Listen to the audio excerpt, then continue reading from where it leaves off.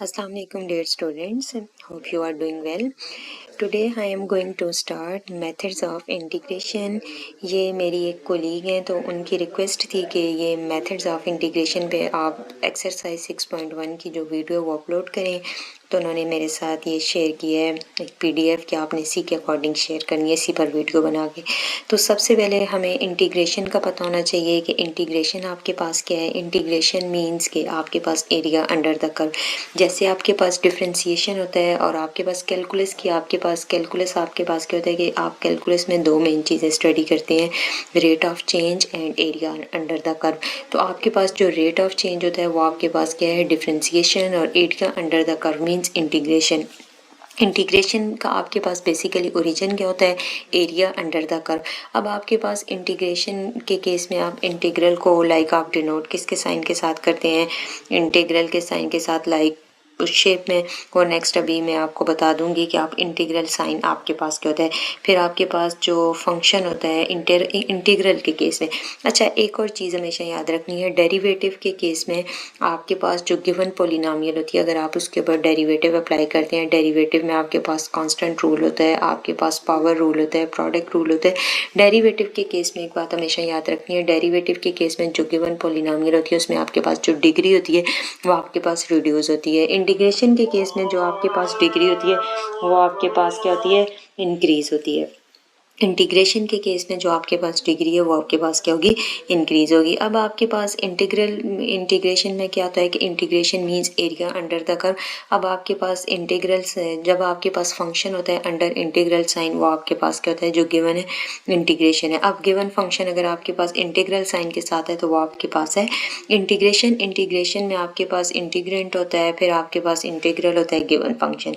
अब आपके पास इंटीग्रल के केस में भी, इंटीग्रेशन में भी उसकी आपके पास फर्दर टू टाइप्स हैं। आपके पास डेफिनेट इंटीग्रल होता है, इनडेफिनेट इंटीग्रल। डेफिनेट इंटीग्रल के केस में आपके पास जो लिमिट्स ऑफ इंटीग्रेशन होती हैं वो आपके पास गिवन होती हैं, और इनडेफिनेट इंटीग्रल के केस में आपके पास लिमिट्स ऑफ इंटीग्रेशन नहीं गिवन होती। जब आप इनडेफिनेट इंटीग्रल को सॉल्व करते हैं तो लास्ट में आपके पास आता है कांस्टेंट ऑफ, आप ऐड करते हैं plus constant of integration. Definite integral के केस में आपके पास फाइनाइट लिमिट्स भी गिवन हो सकती हैं, आपके पास इनफाइनाइट लिमिट भी गिवन हो सकती है, और आपके पास सेमी इनफाइनाइट लिमिट भी गिवन हो सकती है। वो डिपेंड करता है वो आपके पास।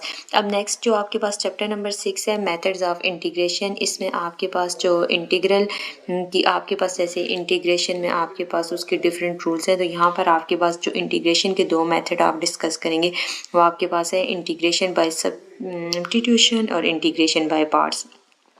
अब सबसे पहले आपके पास आ गया कि एक्सरसाइज 6.1 में क्वेश्चन नंबर 1 है, एवेलुएट द फॉलोइंग इंटीग्रल्स। इसमें आपके पास क्वेश्चन नंबर 1 जो है इसके आपके पास 4 पार्ट्स हैं। अब यहाँ पर आपके पास जो इंटीग्रल गिवन है वो आपके पास इनडेफिनेट इंटीग्रल है। आपके पास क्या है, इनडेफिनेट इंटीग्रल।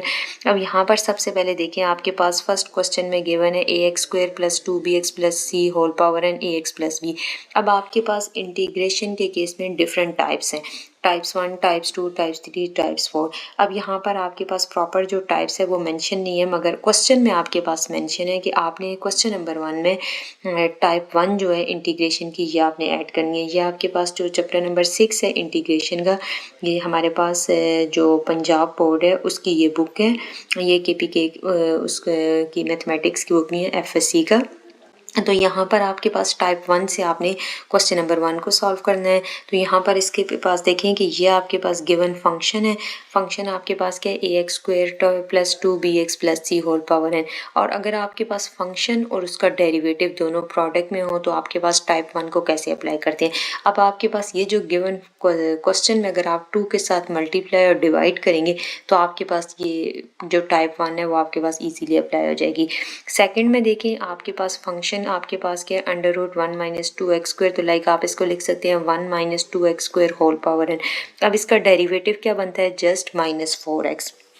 डेरिवेटिव आपके पास इसका क्या बन रहा है, 4x। 3 को एज इट इज़ रहने दें, -4 के साथ मल्टीप्लाई और डिवाइड करेंगे तो आपके पास उस केस में आ जाएगा। अब यहाँ पर आपके पास क्या है, √x - x × √x - a dx। तो आपके पास x इस केस में आपके पास इसका जो आएगा x minus a whole power 1/2x, तो ये फंक्शन और उसका डेरिवेटिव को देखना है। यहाँ पर जस्ट x है और अगर आप x का डेरिवेटिव देखें तो आपके पास 1 होता है। इस केस में इस क्वेश्चन नंबर 1 में ये जो आपके पास डिनोमिनेटर है इसको पुट करेंगे नामिनेटर में, तो आपके पास जो पावर है वो -1/2 आ जाएगी। तो उसके अकॉर्डिंग आप इसको सॉल्व करेंगे और जो गिवन फंक्शन है x+2 इसके साथ आप क्या करेंगे 2 को मल्टीप्लाई और डिवाइड करेंगे तो आपके पास फंक्शन और उसका डेरिवेटिव साथ आ जाएंगे।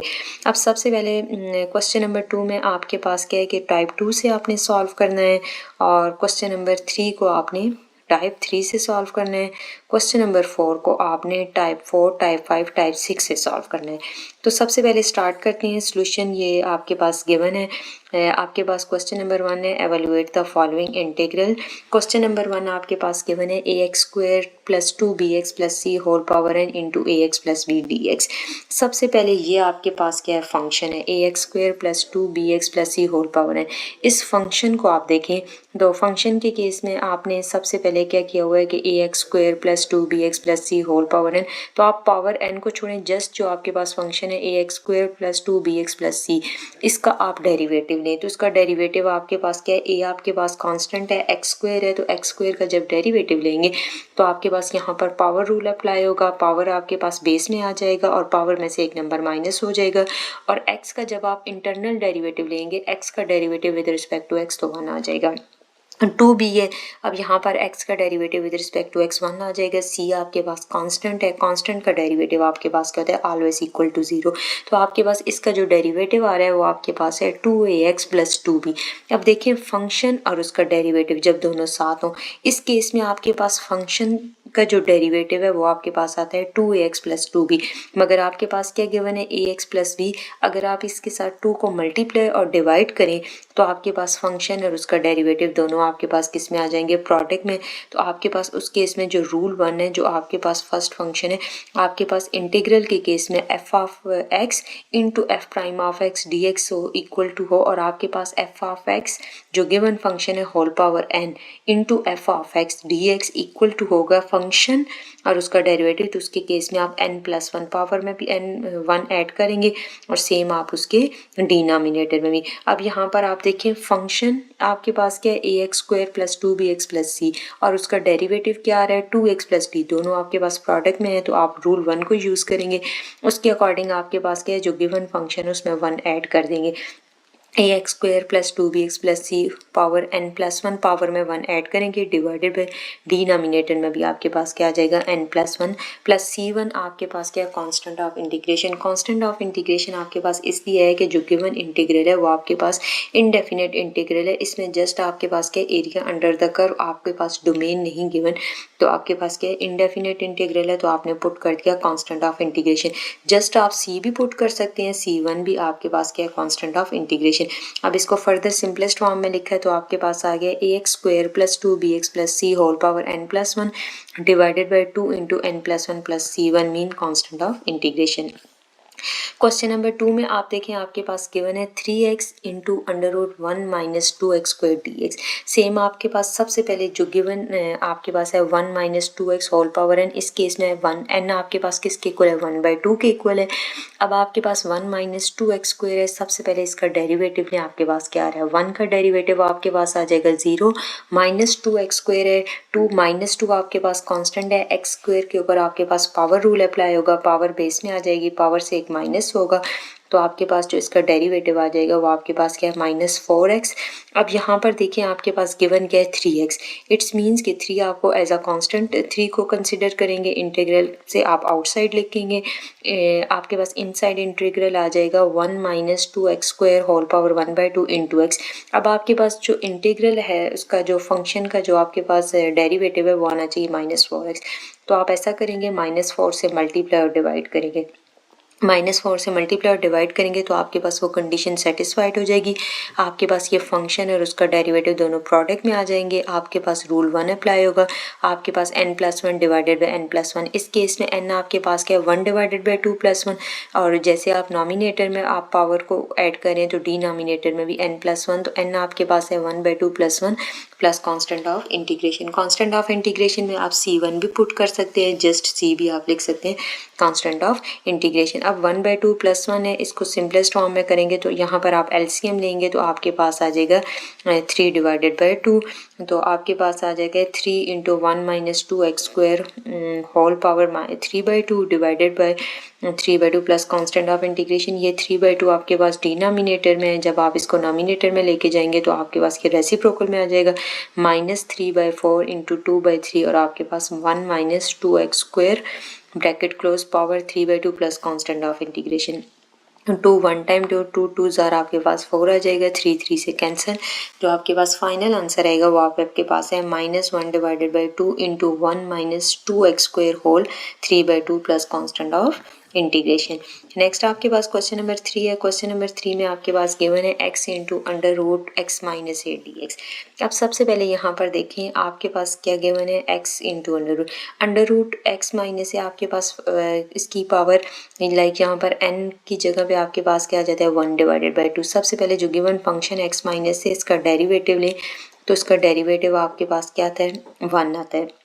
अब आपके पास क्या है x माइनस ए। अब आपके पास ये जो गिवन x है इसमें माइनस ए और प्लस ए ऐड करें तो आपके पास क्या है वो है x minus A √x minus a plus a × आपके पास ये जो x है इसको आपने x माइनस ए और फिर आपने प्लस ए दोनों को आपके पास ये जो √ के साथ फंक्शन है इसके साथ मल्टीप्लाई किया हुआ है।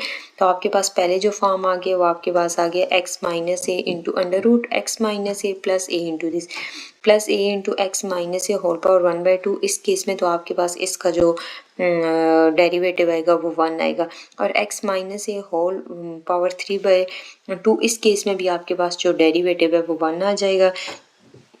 मगर इसको सिंपलेस्ट फॉर्म में कन्वर्ट करने के लिए अब यहाँ पर देखिए हमें क्वेश्चन में मेंशन था कि आपने टाइप 1 लगानी है, इसलिए आपने x के साथ माइनस ए और प्लस ए ऐड किया। √ में x माइनस ए था तो x माइनस ए को होल फंक्शन के साथ मल्टीप्लाई कर दिए और जस्ट प्लस ए को दोबारा सेपरेट करके मल्टीप्लाई किए।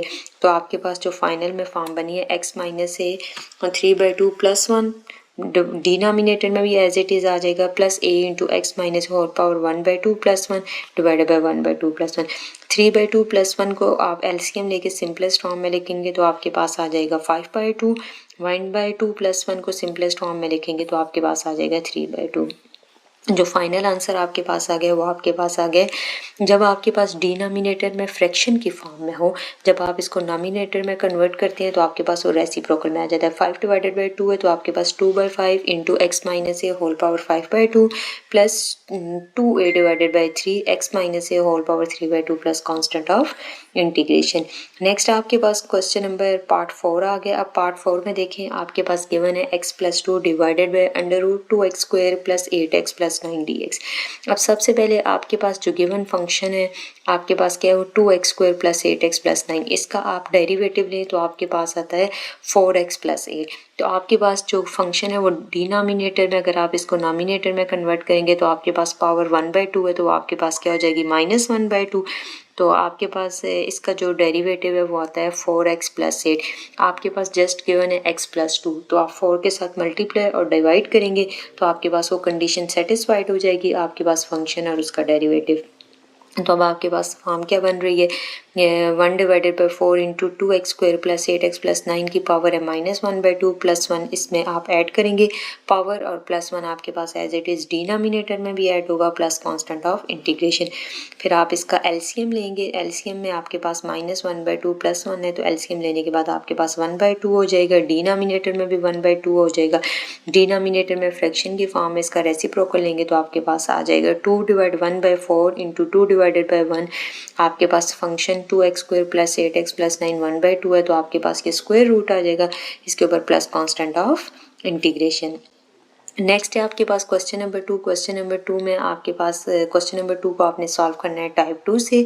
आपके पास क्वेश्चन नंबर 2 का क्वेश्चन नंबर 1 गिवन है integral ln of x divided bye x dx।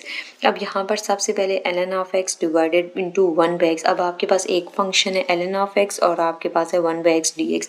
अब आपके पास इस केस में कैसे सॉल्व करेंगे वही बात आ जाती है। आपके पास ln of x फंक्शन है और इसका डेरिवेटिव क्या है 1/x, तो आपके पास सेम उसी रूल के अकॉर्डिंग होगा। आपके पास ln of ऑफ एक्स की पावर है 1 plus 1 divided by 1 plus 1 plus constant of integration. तो आपके पास सिंपलेस्ट फॉर्म क्या आ गई, ln ऑफ एक्स का whole square divided by 2 plus constant of integration. Question number 2 में आपके पास आ जाता है आपके पास 1 divided by x into 1 plus n n of x. अब आपके पास 1 plus n n of x का डेरिवेटिव लें तो 1 का derivative 0, l N of x का डेरिवेटिव 1 ओवर एक्स। अब यहाँ पर आपके पास जो 1 plus n n of x है इसका जो डेरिवेटिव है वो 1 एक्स होना चाहिए, 1 ओवर एक्स। तो आपके पास सिंपल सी बात है 1 plus L N of x को आप नॉमिनेटर में शिफ्ट करेंगे तो आपके पास आ जाता है 1 plus L N of x minus 1 into आपके पास इसका डेरिवेटिव आ गया 1 ओवर एक्स डी एक्स। अब यहाँ पर आपके पास देखें इसका आंसर क्या आ गया है, अब आपके पास आ गया है 1 plus L N of x into minus 1 over x. यहाँ पर रूल 2 अप्लाई हुआ है तो अप्लाई रूल 2 के अकॉर्डिंग आपके पास आ गया है 1 plus L N of x minus 1। अब यहाँ पर देखिए अगर minus x plus 1 plus L N of x और into natural log of 1 over natural log of 1 plus x plus constant of integration. तो आपके पास यहाँ पर रूल 2 अप्लाई हुआ है तो रूल 2 के अकॉर्डिंग यहाँ पर आपने तो सिंपल क्वेश्चन नंबर 1 में आपने सिंपल किया है कि आपके पास एल एन ऑफ फंक्शन और उसका डेरिवेटिव, तो आपने इस यहाँ पर रूल 1 अप्लाई किए। इस केस में आपने रूल 2 अप्लाई किए और रूल 2 के अकॉर्डिंग आपके पास यहाँ पर -1 इंटू 1 ओवर एक्स था, ये आपके पास फंक्शन है और उसका डेरिवेटिव होगा तो आपने इसको लिख दिया है ओरिजिनल फंक्शन आपके पास वाला 1 over L N of x और नेचुरल लॉग ऑफ। यहाँ पर आपने रूल 2 के अकॉर्डिंग आपने पास natural log of 1 plus L N of x plus constant of integration. Question number 3 में आपके पास गिवन है cot of x divided by L N of x sine of x. सबसे पहले आपने इसको लिख दिया 1 over L N of x sine of x into cot of x D x. L N of sine of x equal to, अच्छा इसको substitute किए equal to T, तो आपके पास जब इसका डेरिवेटिव लिया है तो आपके पास put L N of x sine of x D x into T. तो आपने L N of x sine of x का डेरिवेटिव लिया है तो आपके पास 1 ओवर साइन ऑफ एक्स और साइन ऑफ एक्स का इंटरनल डेरिवेटिव लिया है तो आपके पास आ गए कॉज ऑफ एक्स। तो सेम आपके पास ये उसके अकॉर्डिंग हुआ है। Okay right. यहाँ पर टाइप 2 के अकॉर्डिंग अगर आप इसको सपोज करते हैं 1 plus n n of x को इक्वल टू टी और उसका डेरिवेटिव लेते हैं तो वो आपके पास आ जाता है 1 over x into d T. Again वही बात। Okay okay. तो यहाँ पर सबसे पहले आपके पास गिवन था 1 over L N of x l N of sine of x into cot of x. तो आपने सबसे पहले l N of sine of x को पुट करना है, लेट सपोज करना है इक्वल टू टी, फिर उसका डेरिवेटिव लेना है। तो आपके पास नेचुरल लॉग ऑफ एक्स का डेरिवेटिव क्या होता है 1 ओवर एक्स, तो आपके पास इसका डेरिवेटिव आ जाएगा 1 ओवर एक्स और 1 ओवर एक्स की जगह पे यहाँ पर आ जाएगा साइन ऑफ एक्स और साइन ऑफ एक्स का जब आप इंटरनल डेरिवेटिव लेंगे तो आपके पास आ जाएगा कॉस ऑफ एक्स। तो उसका फाइनल जो डेरिवेटिव आता है वो आपके पास आ जाता है cos of x divided by sine of x into d T over D x. तो आपके पास आपने cos of x D x equal to D t cos of x d T sine of x. तो यहाँ पर अभी देखें आपके पास जो फंक्शन आ गया वो आपके पास आ गया 1 over L N of sine of x की जगह पे आपने पुट करना है टी और cos of x D x की जगह पे आपके पास आ जाएगा डी टी। अब यहाँ पर देखें cos of x over sine D T, तो यहाँ पर आपके पास cos of x D x की जगह पे आ जाएगा डी एक्स दिस और यहाँ पर 1 ओवर टी डी टी, तो टी को आप पावर -1 तो आपके पास आ जाता है 1 टी की पावर -1। इसका इंटीग्रल लेंगे तो L N of T plus constant T की जगह पे आपने ये पुट कर दिया cos of x divided by 1 over sine cos of x divided D T over D x. तो आपके पास cos of x D x equal to D T sine of x.